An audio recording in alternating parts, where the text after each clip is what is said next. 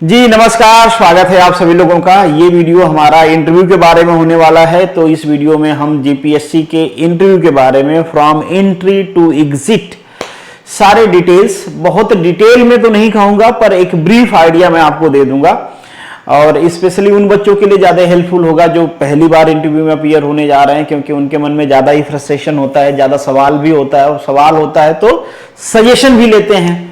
कई बार सजेशन ठीक होते हैं, फायदा भी होता है, उसके हिसाब से प्लान करें तो कई बार सजेशन बहुत चढ़ा बढ़ा के बताए गए होते हैं या फिर गलत इंफॉर्मेशन दी जाती है आपको और आप वैसे प्रिपेयर करते हो, फिर इंटरव्यू खराब चला जाता है और इंटरव्यू का वेटेज कई सारे एग्जाम में बहुत ज़्यादा होता है, फिर सिलेक्शन से रह जाते हैं हम। सरकारी नौकरी के वैसे ही लाले पड़े हैं और रिटेन होने के बाद इंटरव्यू एक गलती की वजह से खराब हो जाए, ये तो थोड़ा कह सकते हैं ना कि सस्टेनेबल नहीं है। तो इस वीडियो में हम लोग एंट्री से लेके सवाल जवाब से लेके एग्जिट तक के सारे जो प्रोसेस हैं उनके बारे में डिस्कशन करेंगे। हमारे मन में कई बार ये सवाल चल रहा होता है कि यार अगर इंटरव्यू में सवाल नहीं आता है तो मना कैसे करते हैं, किस टाइप के क्वेश्चन को हमको स्किप कर देना चाहिए, किस टाइप के क्वेश्चन को हमको अटेम्प्ट करना चाहिए चाहे वो आए या ना आए, मतलब थोड़े लॉजिक के साथ इन सभी चीजों को हम समझेंगे। और टू द स्पेसिफिक मैं कहूं तो जीपीएससी में मैकेनिकल असिस्टेंट इंजीनियर का जो जीडब्ल्यूएसएसबी की पोस्ट है उसका इंटरव्यू स्टार्ट हो रहा है 6 जुलाई से। तो आपके बारे में थोड़ा स्पेसिफिकली मैं बताऊंगा कि क्या क्या चीजें आपको एटलीस्ट पढ़ के जाना ही है। बाकी ये जो वीडियो है ना, अगर आप किसी भी टेक्निकल आप कह सकते हो एग्जाम के लिए अपीयर होकर इंटरव्यू के लिए जा रहे हैं, टेक्निकल मतलब कि ऐसे एग्जाम्स जिनमें स्पेसिफिक क्वालिफिकेशन मांगा जाता है कि केवल वही लोग उसमें अप्लाई कर सकते हैं, वही लोग एग्जाम दे सकते हैं, तो उनके लिए हेल्पफुल हो सकता है। और थोड़ा डिटेल में हम लोग मैकेनिकल के बारे में डिस्कशन करेंगे, ठीक है।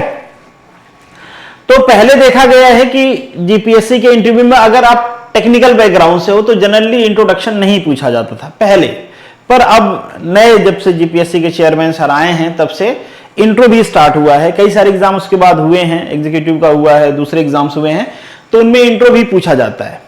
पर हाँ, एक प्रोटोकॉल होता है, आप सभी को पता है, मैक्सिमम एग्जामिनेशन जो बॉडी होती है, मतलब हर जगह ये प्रोटोकॉल होता है कि कैंडिडेट से उसका नाम नहीं पूछा जाएगा, उसका रिलीजन, उसकी कास्ट नहीं पूछी जाएगी। वो बस इस वजह से कि भाई पार्शियलिटी ना हो, किसी के कास्ट के नाम पे किसी को वोट ना मिल, मतलब मार्क्स ज्यादा ना मिल जाए, या फिर मतलब आप कह सकते हो ना कि एक तरह से जो इंटरव्यूअर बैठा है और जो इंटरव्यू दे रहा है दोनों इंसान ही है, कहीं भाई वो वाली फीलिंग आ गई कि अरे मेरे जाति का है, मेरे गांव का है, वो वाले भाव। तो खैर ये सब चीजें नहीं पूछी जाती हैं। तो आपसे भी चांस है कि आपसे इंट्रो पूछा जाएगा, और अगर आपसे इंट्रो पूछा जाता है तो आपको इंट्रो प्रिपेयर करके जाना है। ऐसा ना हो कि आप इंट्रो देने में ही स्टक हो रहे हैं तो भाई बहुत खराब इंप्रेशन चला जाए। और इंट्रो से पहले आपको एंट्री भी लेना पड़ता है। एंट्री जब आप लो इंटरव्यू हॉल में तो आपको आइडिया हो ही जाएगा, जैसे दरवाजा खोलोगे या पहले से खुला है तो भी, कि कितना बड़ा हॉल है। तो एटलीस्ट आपको परमिशन लेनी है और इतना लाउड साउंड रहे कि इंटरव्यूअर तक पहुंच जाए। इतना भी लाउड ना हो कि आप लगे कि पूरा जोर लगा के परमिशन मांग रहे हो, पर हाँ एक सभ्य भाषा में आपको आइडिया तो लगी जाएगा, इतना तो पता ही। आप एंट्री और बहुत स्लो म्याऊं जैसे नहीं बोल देना है कि बिल्ली की तरह म्याऊं बोलो सुनाई ही ना दे।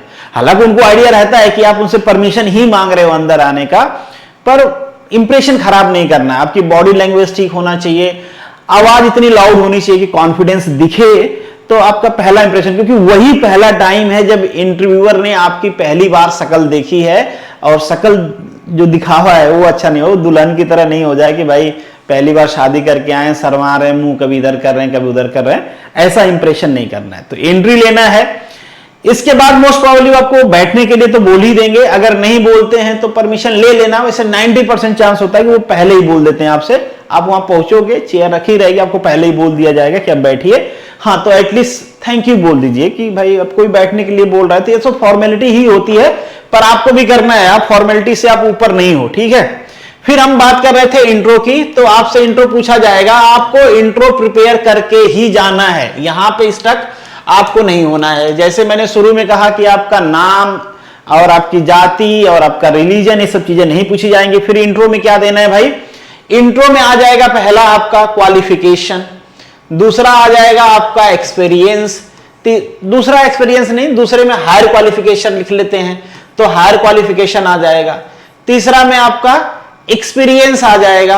और कई सारे लोगों को ये होगा ना कि वो फ्रेशर है, ना ही उनके पास हायर क्वालिफिकेशन है ना ही एक्सपीरियंस है, फिर क्या बताएं।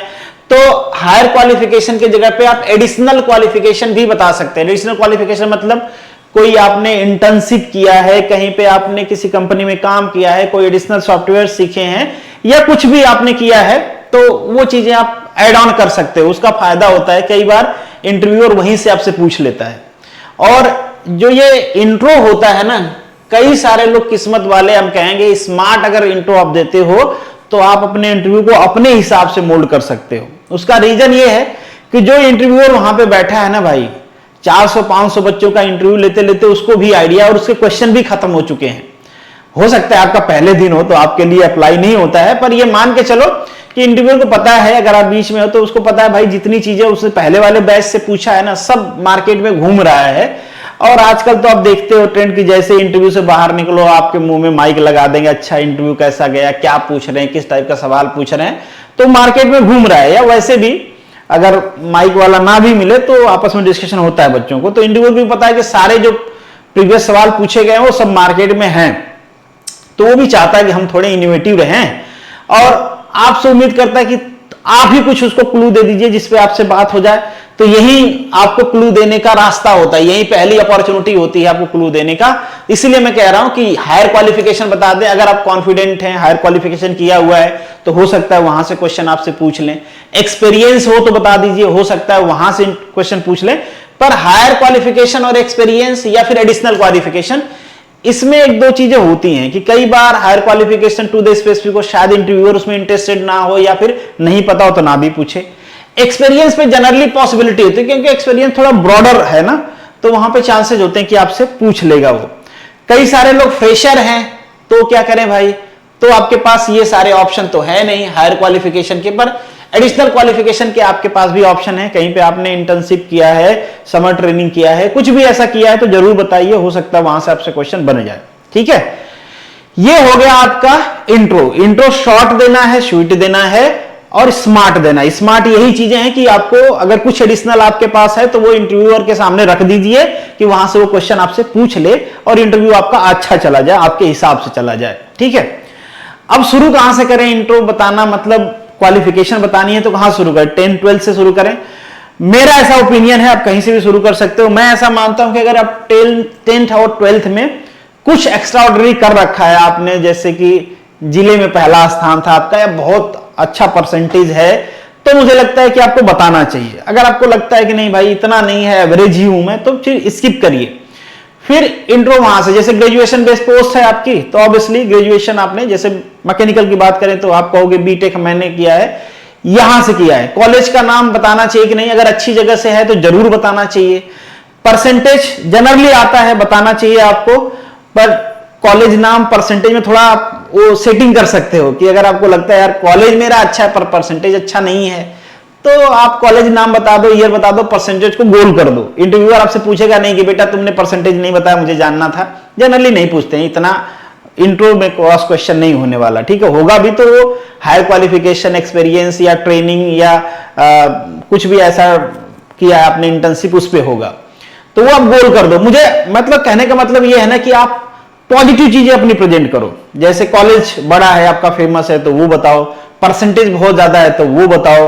और ये अपने हिसाब से आप एडजस्ट कर लो कि यहां से किया है आपने, किस ईयर में किया। अगर बहुत पहले का किया है मतलब तो ठीक है, तो बस ज्यादा अच्छा कि कॉलेज और परसेंटेज बता के गोल कर दो, ईयर को गोल कर दो आप। तो वो आप अपने हिसाब से एडजस्ट कर लेना कि उन तीनों चारों पॉइंट्स में कौन सा आपका पॉजिटिव है, वो आप एक्सप्रेस कर दीजिए। जो लगता है कि यार ये मतलब फर्स्ट इंप्रेशन खराब करेगा, उसको स्किप मारिए। ठीक है, इसके अलावा मतलब बीटेक आपने कर लिया है और आपको अगर एकदम फ्रेशर हो आप, तो इंट्रो में कुछ तो होना चाहिए। तो फिर अगर आपके पास एडिशनल क्वालिफिकेशन भी नहीं है, हायर क्वालिफिकेशन भी नहीं है, एक्सपीरियंस भी नहीं है, तो फिर मैं आपसे कहूंगा कि भाई 10th-12th भी जोड़ दो, क्योंकि कुछ तो रहे इंट्रो में। ऐसा तो नहीं कि बस मैंने ग्रेजुएशन यहां से किया है, तो 10th-12th भी जोड़ दो। अब उसमें भी वैसे ही स्मार्टनेस दिखानी है, अगर परसेंटेज ज्यादा है तो बताइए, किसी कुछ ऐसा है तो मतलब कुछ आपके हिसाब से देख लेना है कि जो ठीक है वो बताना है, जो नहीं ठीक है उसको अपने हिसाब से गोल कर देना, मतलब नहीं बताना है। और ये चीजें सोच के आपको पहले से इंट्रो लिख के 2-4 बार की बताना पड़े तो मैं ऐसे कॉन्फिडेंटली बता पाऊंगा, ऐसा नहीं लगे उनको कि मैं जानबूझ के गोल कर रहा हूं चीजों को, ऐसा नहीं फील होना चाहिए। हाँ, लिख के आप 2-4 बार कर लीजिए और उस हिसाब से बताइए। ठीक है, इंट्रो हो गया। अगर आपके पास ये चीजें हैं तो शायद आपका इंटरव्यू यहां से शुरू हो, अगर ये चीजें नहीं है तो शायद आगे से शुरू हो। अब आगे से कैसे होगा कि जो चेयरमैन साहब है ना, कई बार आपसे पिछली बार देखा गया था बच्चों से कि वो इंट्रो में जैसे बता दिए कि मैं कहां से हूं, पर्टिकुलर डिस्ट्रिक्ट का नाम बता दिया, तो उसके बारे में थोड़ा पूछ लेते हैं। वो डिस्ट्रिक्ट के बारे में कोई स्पेसिफिक इंफॉर्मेशन, जैसे कई बच्चों से पूछ लिया था लास्ट टाइम कि ठीक है मान लीजिए आप सूरत से हो, क्या पॉपुलेशन है आपके यहाँ पे, वाटर सप्लाई का सिस्टम क्या है, कुछ भी ऐसा पूछ लेंगे। ठीक है, बहुत डीप में नहीं पर बेसिक इंफॉर्मेशन इस टाइप के। कोई स्पेसिफिक आपके डिस्ट्रिक्ट की चीज फेमस है, जैसे टेक्सटाइल इंडस्ट्री है मान लो सूरत की, तो वो पूछ लेगा। बड़ोदरा से हो तो वहां का कुछ स्पेसिफिक है वो पूछ लेगा। कोई सोमनाथ का है तो वहां से कुछ स्पेसिफिक चीज है तो वो पूछ लेंगे। वो उनके मन के ऊपर डिपेंड करता है। ठीक है, तो थोड़ा सा अपने डिस्ट्रिक्ट के बारे में आप पढ़ लेना। मतलब आजकल तो हर डिस्ट्रिक्ट की अपनी वेबसाइट होती है गवर्नमेंट की, और वहां पे कुछ अच्छी चीजें मेंशन की गई रहती हैं, कुछ डिटेल मेंशन किया गया रहता है, उसके बारे में पढ़ के जाना। थोड़ा सा बस 1-8 घंटे लगेंगे तो आप कर लेना कि अगर वहां से क्वेश्चन आता है तो बता पाओ। हाँ, अगर आप नहीं बता पाते हो तो क्या इस बात का नेगेटिव इंपैक्ट जाता है? कम चांस है। अगर बाद में अगर आपका इंटरव्यू ठीक जाता है तो इसका कोई नेगेटिव इंपैक्ट नहीं होता है कि आप नहीं जानते थे अपने जिला के बारे में, ऐसा कुछ नहीं है। तो उसको बहुत ऐसे दिल पे नहीं ले लेना है कि अगर आप नहीं बता पाए तो काम खराब हो गया, अब इंटरव्यू खराब चला जाएगा। नहीं, ऐसा नहीं है।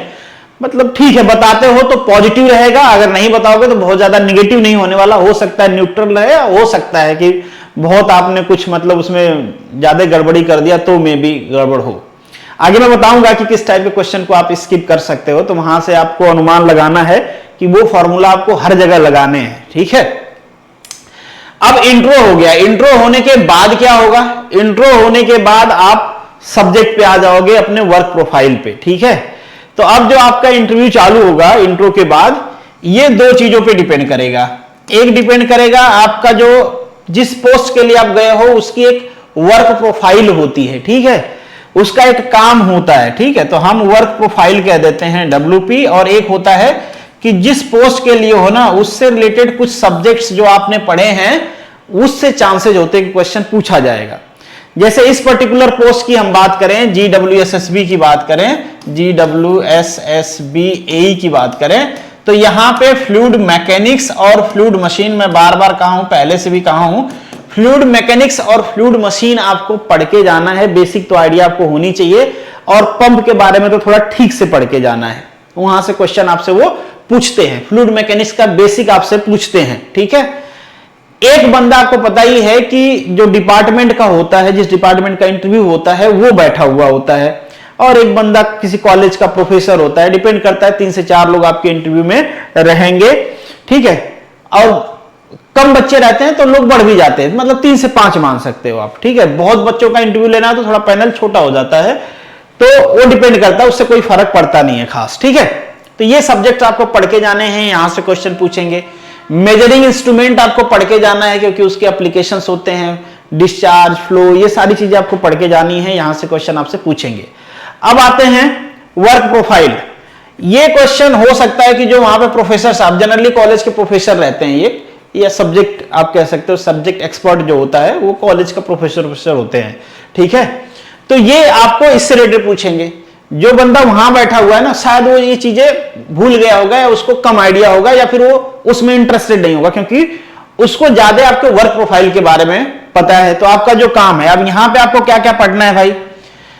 एक तो आपको वाटर सप्लाई से रिलेटेड चीजें पता होना चाहिए। जैसे मान लो कई सारे बच्चों से पूछ लिया गया, एग्जाम्पल के लिए मैं बता रहा हूं, जरूरी नहीं कि आपसे ये पूछ लेगा, पर आपको वर्क के बारे में थोड़ा सा आइडिया होना चाहिए। जैसे वाटर ट्रीटमेंट के बारे में कई लोगों से पूछ लिया, TDS के बारे में आपसे पूछ लिया। और यहां पे एक चीज और ध्यान दीजिए, मान लीजिए कि आपसे पूछ लेता है कि भाई पीने का पानी होता है या जो सीवरेज होता है उसका TDS कितना होता है।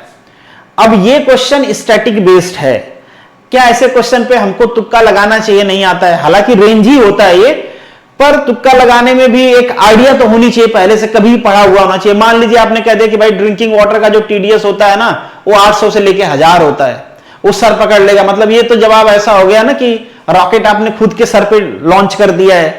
तो अगर ऐसा तुक्का लगाना है तो ना लगाइए।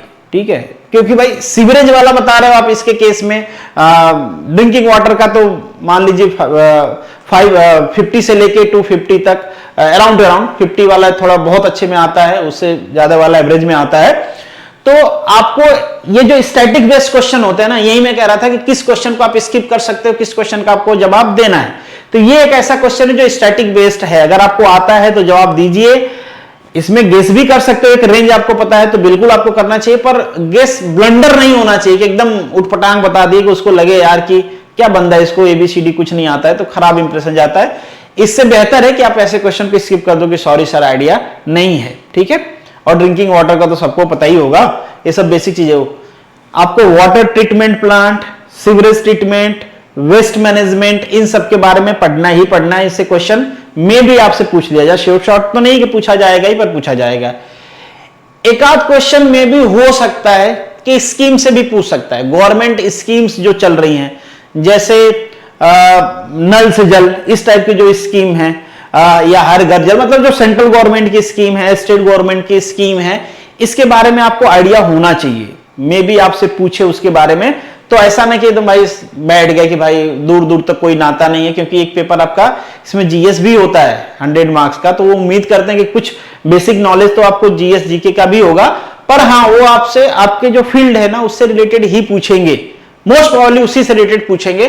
कोई चीज न्यूज में चल रहा है तो वो भी पूछ सकते हैं। हाँ, हालांकि इस बात की पॉसिबिलिटी कम होती है कि इंजीनियरिंग से रिलेटेड जो एग्जाम्स में उसमें आपका जीके जीएस पे इंटरव्यू चला जाए, नहीं जाएगा, पर हाँ आपके फील्ड से रिलेटेड कोई चीज न्यूज में है तो चांस है कि वो पूछ लेंगे, तो उसके बारे में आपको पढ़ना है। तो मैंने क्या क्या बताया आपको, सब्जेक्ट में फ्लूइड मैकेनिक्स, फ्लूइड मशीनरी, थोड़ा मटेरियल साइंस भी पढ़ के जाना, इसके बारे में भी कभी कभी पाइप्स के बारे में, फास्टनर्स के बारे में, इसके बारे में भी वो आपसे कभी कभी पूछते हैं। कभी कभी प्रैक्टिकल क्वेश्चन पूछ लेंगे कि भाई अब जो पाइप हम लगाते हैं पानी वाटर सप्लाई के लिए वो किस मटेरियल की बनी होती है, क्योंकि करोजन के चांसेस होते हैं, कितना वाटर कैरी कर रहा है उसका प्रेशर भी होता है, तो इससे रिलेटेड कभी कभी क्वेश्चन वो आपसे पूछते हैं। तो इसके बारे में भी थोड़ा सा आपको पढ़ के जाना है कि किस टाइप के पाइप्स का बेसिकली वो यूज करते हैं सप्लाई के लिए। और पंप का तो मैंने बता ही दिया। यहां पे जो वर्क प्रोफाइल है इसमें आपको treatment plant, waste management, government की जो स्कीम्स चल रही हैं, थोड़ी सी वेबसाइट विजिट कर लेना है कि अगर जीडब्ल्यूएसएसबी कुछ नया करने की कोशिश कर रहा है तो क्या कर रहा है। बाकी बेसिकली काम आपका बोरवेल वाला होता है, तो उसके बारे में भी थोड़ा सा पढ़ के जाना है कि मतलब एक ओवरऑल प्रोफाइल के बारे में आपको आइडिया रहे। अगर कहीं से क्वेश्चन आता है तो आप उसमें शुरू हो जाओ, फिर क्रॉस क्वेश्चन हो उसका जवाब भी आप दे लो, तो फिर इंटरव्यू आपका बेहतर चला जाएगा। और वेटेज इंटरव्यू का चूंकि ज्यादा है, जितना अच्छा आपका इंटरव्यू जाएगा उतनी ज्यादा पॉसिबिलिटी होगी कि आपका सिलेक्शन होगा, ठीक है। तो ये सारी चीजें आपको कर लेनी है। अगर कोई नया इनपुट आता है कि भाई किस टाइप का इंटरव्यू चल रहा है, तो मैं आपको टेलीग्राम ग्रुप में देता रहूंगा। वो टेलीग्राम ग्रुप होप्स आप लोगों ने पहले से ज्वाइन कर रखा होगा, और काफी सारे बच्चों ने गूगल फॉर्म भरा हुआ है। तो मैं जितने लोगों का पॉसिबल हो, सबका तो पॉसिबल नहीं है कि मैं मॉक इंटरव्यू करा दूं, पर जितने लोगों का पॉसिबल होगा मैं अपने तरफ से कोशिश करूंगा कि मॉक इंटरव्यू हो। जिनका नहीं होगा मैं उनसे कॉल करके बात करेंगे कि भाई ठीक है, मतलब एक जो भी मेरी तरफ से सजेशन होगा वो मैं जरूर उनको दूंगा। और जो मेरे पास आइडिया आते रहेंगे, इंटरव्यू कंटिन्यूसली चलता रहेगा, तो जो इनपुट रहेगा हम फोन पे डिस्कशन कर लेंगे। जितने लोगों का पॉसिबल होगा उनका मॉक इंटरव्यू कर लेंगे, जिनका पॉसिबल नहीं होगा उनसे हमारा डिस्कशन हो जाएगा। मतलब मैं अपने तरफ से कोशिश करूंगा कि आपकी चीजें इंप्रूव हों। इसके बाद आपके मन में सवाल आ रहा होगा कि और भी कई सारे मैकेनिकल के हमको सब्जेक्ट प्रिपेयर करके जाने हैं क्या।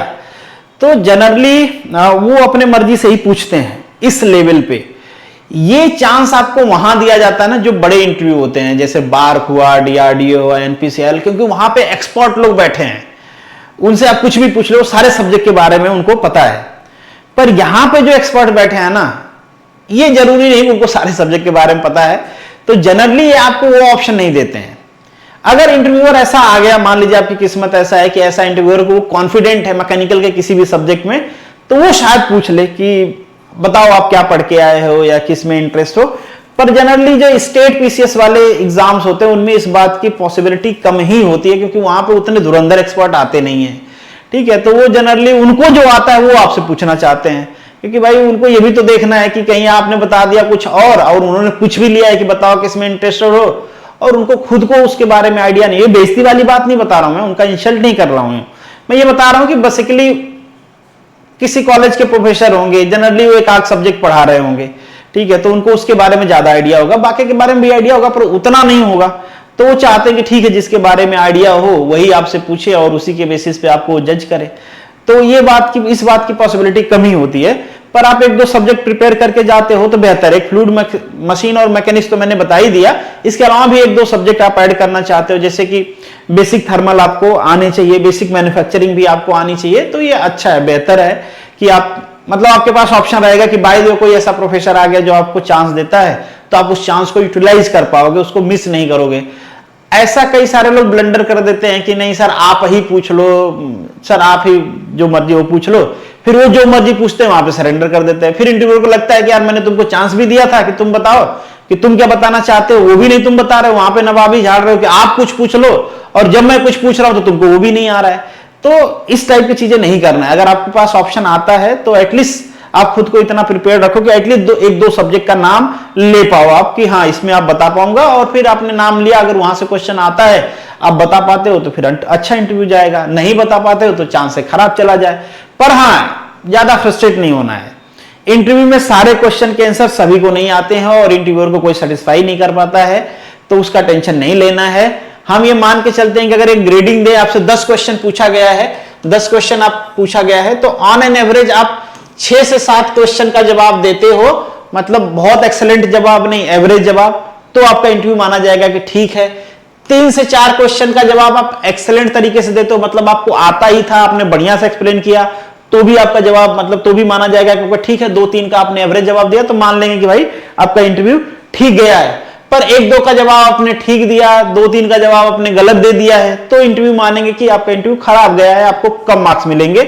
तो ये रेटिंग है, मतलब 5 से 6 जवाब आप देते हो, तो अगर अच्छा जवाब देते हो तो आपका इंटरव्यू अच्छा जाएगा, आपको अच्छे मार्क्स मिलेंगे, एवरेज से ऊपर मार्क्स मिलेंगे। और 7 से 8 क्रॉस कर लेते हो आप, 8 से 9 क्रॉस कर लेते हो, या जितने क्वेश्चन उन्होंने पूछे सबके बारे में आपने कुछ न कुछ बताया है और ठीक बताया है, ब्लंडर नहीं किया है, तो फिर आपको बहुत अच्छे मार्क्स मिलेंगे। मार्क्स बेसिकली देते कितना है, तो मार्क्स जो मिला है जीपीएससी में आप ये मान के चलिए 40 से लेके 70 मार्क्स तक। 40 से कम बहुत कम लोगों को देते हैं। हर एग्जामिनेशन बॉडी का एक प्रोटोकॉल होता है कि भाई इतना तक देना है, मतलब बहुत खराब हुआ तो इतना दे देना है लोअर, और बहुत अच्छा हुआ तो मैक्सिमम इतना दे देना है, ताकि एक नॉर्मेलिटी मेंटेन रहे। ठीक है, ऐसा ना हो कि मतलब इंटरव्यूअर को ही नहीं पता कि भाई किस रेंज में आपको आंसर देना है। और जो लोग एवरेज होंगे वो 50 हो जाएंगे, 55 हो जाएंगे, जो थोड़े एवरेज से ऊपर रहेंगे वो 60 हो जाएंगे, जो एक्सेलेंट रहेंगे वो 70 हो जाएंगे। इससे ऊपर बहुत कम लोग जाते हैं, ये मैं 100 आउट ऑफ 100 बात कर रहा हूं। इससे ऊपर बहुत कम लोग जाते हैं, इससे नीचे भी बहुत कम लोग जाते हैं। ठीक है, क्योंकि आप एग्जाम तो क्वालिफाई करके गए ही हो, तो आपको टेक्निकल आता तो है कुछ, एकदम जाके वहां पे मुंह बना के बैठोगे तो हो नहीं, ऐसा तो नहीं कि चेहरा दिखाई में गए हो आप, तो वो चीजें हैं। बाकी ड्रेस वेस को लेके भी कई सारे लोगों को टेंशन रहता है, घर से ही कौन सा पहन के जाएं, कौन सा नहीं पहने। लड़कियों को भी टेंशन रहता है, कई सारे लड़कों को ये रहता है कि यार ये वियर्ड रख के जाएं, बना के जाएं। तो इन सब के बारे में मैंने पहले भी डिस्कशन किया है। यहां पे बस इतना कहूंगा कि भाई जो भी कपड़ा पहनना है पहन लीजिए, शूज फॉरवर्ड डाल लीजिए, और कपड़ा पहनने के बाद एक बार शीशा मिरर में देख लीजिए। अगर आप स्मार्ट दिख रहे हो, बस कपड़े का इतना ही रोल होता है कि आपकी पर्सनालिटी इंप्रूव करे, मतलब बढ़े पहले से, कपड़ा पहनने के बाद घटे ना, बस इतना अगर हो रहा है तो दैट्स इट, चले जाइए। और लड़कियों को भी फॉर्मल ड्रेस पहन के चले जाना है, बाकी और कुछ स्पेसिफिक नहीं करना है इसमें। ठीक है, तो उसको कपड़े को लेकर बहुत ज्यादा टेंशन लेने की जरूरत नहीं है। कौन सा कलर पहने, कोशिश करिए कि बहुत डार्क कलर ना हो। डार्क कलर का मतलब रिफ्लेक्शन होता है, मतलब आंखों पे, तो वो ठीक नहीं होता, मतलब थोड़ा अनकंफर्टेबल सा लगता है। ठीक है, तो थोड़ा लाइट कलर हो तो चलेगा, मतलब डार्क कलर के एक पार्टी वियर भी मान लेते हैं लोग, तो डार्क एकदम नहीं पहन के जाना है, थोड़ा लाइट कलर रहेगा तो चलेगा। ठीक है, एकदम पार्टी वियर जैसे नहीं दिखना चाहिए, दैट्स इट। मतलब एक फॉर्मल आपको लगना चाहिए कि इंटरव्यू का प्रोटोकॉल बना हुआ है, ऐसा किसी ने कॉन्स्टिट्यूशन में लिख के नहीं बनाया है, बना हुआ है, चला आ रहा है। आपको क्यों अपना सर दीवार में मानना कि नहीं मैं ही तोड़ूंगा ये प्रोटोकॉल? तोड़ तो दोगे शायद, और इंटरव्यू भी खराब चला गया तो कहेंगे कि नेता अलग बन रहे थे, कपड़ा अलग पहन के आए, आता जाता कुछ नहीं है, बस भौकाल मारना है। उनके दिमाग में ये सब चीजें चलेंगी, फिर वो नंबर काटेंगे, सब चीजें चलेंगी। तो हम्बल रहना है, सिस्टम को चैलेंज नहीं करना है फालतू में। चैलेंज उन लोगों पे अच्छा लगता है ना जो भाई 10 क्वेश्चन पूछे गए, 11 क्वेश्चन के जवाब देंगे, वो भी शानदार तरीके से। वैसे लोग चैलेंज करें तो इंटरव्यू खुश होता है कि भाई चलो कोई बात नहीं, ये खराब था पर लौंडा है जबरदस्त। तो वो वाली भाव अगर आप उनके अंदर ला सकते हो तब ठीक है, थोड़ा उटपटांग कुछ पहन के जाना है तो जाइए, पर मैं कहूंगा कि नहीं जाइए। बाकी इस देश के बारे में हमने पहले भी डिस्कशन किया हुआ है, वो वीडियो में लास्ट में लिंक कर दूंगा। होप्स के इंटरव्यू के बारे में एक बेसिक आइडिया मैंने आपको दे दिया है, सब्जेक्ट के बारे में भी दे दिया है और प्रोफाइल के बारे में भी दे दिया है। आप उसके बारे में पढ़ लोगे, एक बेसिक आइडिया आपको रहेगा। बाकी एक दो सब्जेक्ट आप जनरल तैयार करके चले जाइए, अच्छा इंटरव्यू चला जाएगा। थोड़ा कॉन्फिडेंट रहना है। और मैं एक चीज बताना भूल गया, मैं वो कह रहा था किस टाइप के क्वेश्चन को स्किप नहीं करना है, किस टाइप के क्वेश्चन को स्किप करना हो तो बता दिया, वो टीडीएस वाला। उस टाइप का कैसा भी क्वेश्चन अगर स्टैटिक बेस्ड है, आपको लगता है भाई इसका आपके पास क्लू नहीं है, तो उसको आप आंसर करके ब्लंडर नहीं करना है। अगर गलत आपने दे दिया जवाब, मार्क्स खराब जाएगा। अब जैसे एक क्वेश्चन लेते हैं कि किस क्वेश्चन में आपको स्किप, अगर सारे क्वेश्चन में आप स्किप बोलोगे तो कैसे चलेगा। जैसे मान लीजिए एक एग्जांपल आपको देता हूं, आपसे मान लीजिए पूछा जाता है कि यार ये जो जितने भी कुएं हम लोग देखते हैं ये सब सर्कुलर होते हैं, ऐसा क्यों होता है, सर्कुलर ही क्यों होता है। अब मान लीजिए एग्जांपल के लिए कि आपको इसका जवाब नहीं पता है कि सर्कुलर क्यों होता है, आपको क्या इस क्वेश्चन को स्किप कर देना चाहिए? मैं कहूंगा कि ऐसे क्वेश्चन को जनरली स्किप नहीं किया जाना चाहिए, क्योंकि आप टेक्निकल हो और एक आइडिया तो आपको, मतलब एक लॉजिकल गेस तो आपको लगाना ही चाहिए। सही जवाब देना जरूरी नहीं होता है, सही लॉजिक देना जरूरी होता है ऐसे क्वेश्चंस पे। आप पहले बोल दीजिए कि सर एग्जैक्टली तो मुझे इसका आइडिया नहीं है, पर आई थिंक सो कि ऐसी पॉसिबिलिटी है। जैसे मान लीजिए कि मैं कहता हूं कि भाई स्क्वायर इसलिए नहीं बनाया जाता कि ये कॉर्नर में एरिया कम रहेगी, जिसके वजह से स्ट्रेस कंसंट्रेशन का इश्यूज होगा और हो सकता है कि ये जो कंस्ट्रक्शन हो ये क्रैक हो जाए वहां पे। तो मेरा जवाब सही है गलत है डजंट मैटर, पर मैंने एक लॉजिक दिया है और ये लॉजिक पॉसिबल है कि यहां पे हो सकता है। ये लॉजिक ना सही है एग्जैक्टली ये नहीं, ये मैटर नहीं करता। आप जो लॉजिक दे रहे हो उसके पीछे वो सही हो, दैट्स इट। अगर ऐसा भी आप करते हो तो आपको मार्क्स मिलेगा, डजंट मैटर कि आपने स्ट्रेटली वही बता दिया जो वो पूछना चाहता है। कई बार इंटरव्यूअर ये सोच के आते ये सवाल पूछूंगा तो ऐसा जवाब आएगा, पर आपके जवाब से वो इतना सेटिस्फाई हो जाते हैं, वाह यार ये बच्चे ने जो पर्सपेक्टिव दिया है ना इस क्वेश्चन का, इस पर्सपेक्टिव के बारे में तो मैंने भी नहीं सोचा था। और जब ऐसा जवाब आप देते हो ना तो आपको 2, 4, 10 नंबर फालतू मिलते हैं। इसीलिए कहते हैं ना कि भाई 2, 4 क्वेश्चन ही तो पूछा था पर नंबर बहुत दे दिए। तो कई बार ऐसा होता है। तो इन शॉर्ट मेरे कहने का मतलब है कि जो ऐसे जनरल बेस्ड क्वेश्चन होते हैं ना, जहां पे आपकी इंजीनियरिंग टेस्ट की जा रही है, मतलब इंजीनियरिंग का जो जनरल साइंस है वो आपका दांव पे लगा है, तो ऐसे क्वेश्चन को ट्राई करिए कि स्किप ना करो। कोई लॉजिक वहां पे बैठ रहा है, डजंट मैटर वो एग्जैक्टली ठीक है नहीं है, वो आप लॉजिक दीजिए। उसका फायदा ये होता है कि आपको क्वेश्चन स्किप नहीं करना पड़ा, उसमें कुछ डिस्कशन हुआ, हो सकता है उस डिस्कशन में कुछ क्रॉस क्वेश्चन निकले, डिस्कशन और आगे बढ़े, तो ये फायदा होता है आपका। ठीक है, तो इन जनरल हमको किस क्वेश्चन को स्किप करना है आपको आइडिया लग गया होगा, किस क्वेश्चन को नहीं स्किप करना है, कुछ इनपुट अपना देना है वो भी आइडिया लग गया होगा। बाकी डिस्क के बारे में डिस्कशन हो गया, आपके प्रोफाइल के बारे में डिस्कशन हो गया, सब्जेक्ट के बारे में डिस्कशन हो गया। तो यहां पे इस वीडियो को खत्म करते हैं। एक बेसिक आइडिया हो गया कि आपको इंटरव्यू कैसे प्रिपेयर करना है। मिलेंगे नेक्स्ट वीडियो में, तब तक के लिए all the best, good luck. और कोई डाउट है तो कमेंट बॉक्स में लिखिए। चलिए, all the best, good luck.